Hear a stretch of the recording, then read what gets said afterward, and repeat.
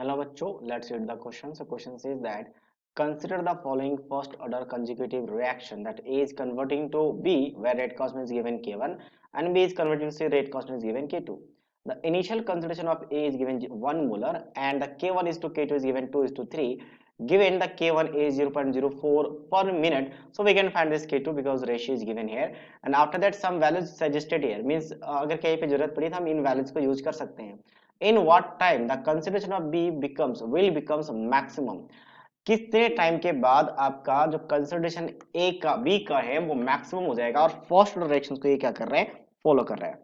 So basically अगर मैं इसको बात करूं तो एक सिंपल एक फॉर्मूला बेस्ड क्वेश्चन है. ठीक है, जब सीक्वेंशियल रिएक्शन हम पढ़ते हैं तो उसके लिए एक डेरिवेशन ही है कि अगर बी के कंसंट्रेशन मैक्सिमम कंसंट्रेशन पे अगर टाइम की बात करें एंड टी मैक्स कह सकते, टी मैक्स तो नहीं हालांकि बी मैक्स कह सकते हो कि बी का कंसंट्रेशन मैक्सिमम उस टाइम क्या होगा.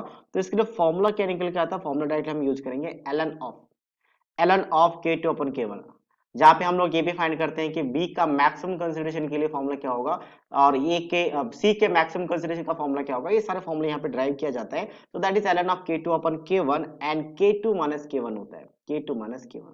तो सिंपल हमें क्या करना है, वैल्यू रखना है. ये ln of K2 upon K1 given है, 1 अपन 2 गिवन है तो 2 अपन 1 कितना हो जाएगा, 3/2 हो जाएगा. ये 3/2 हो गया. अच्छा मुझे यहाँ पे K1 गिवन है, K1 0.04 है. तो K1 गिवन है तो K2 कितना हो जाएगा. K2 की बात करें तो K1 by K2 आपको क्वेश्चन में गिवन है, दैट इज 2/3. और हमें निकालना क्या है, K2 निकालना है. तो K2 क्या हो जाएगा, क्रॉस मल्टीप्लाई करेंगे तो 3/2 टाइम्स ऑफ 0.04. तो ये कैंसिल हो जाएगा, 2 टाइम्स 0.02 तो ये बन जाएगा 0.06. तो बस ये वैल्यू रखना मुझे यहाँ पे 0.06. ठीक है, माइनस ही. तो यहाँ पे बन जाएगा ln ऑफ 3/2. तो ln ऑफ 3/2 हालांकि यहाँ पे कहीं पे मेंशन, हाँ ये 1.5 है ना, e टू द पावर 1.5, ये 4.48 है, यही वैल्यू होगा. ठीक है, कैसे होगा लेट मी एक्सप्लेन. तो ये 4.48 डिवाइडेड बाय कितना आ जाएगा, so that is divided by basically 0.02 आ जाएगा.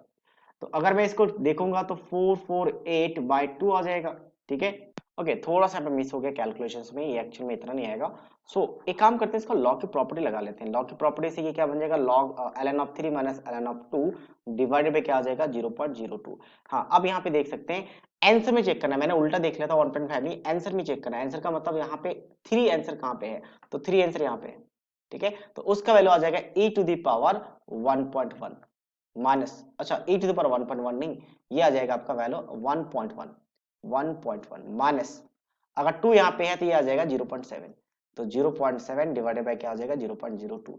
तो ऊपर कितना बचा, ऊपर बचा 0.4 बचा और डिवाइडेड बाय 0.02 बचा.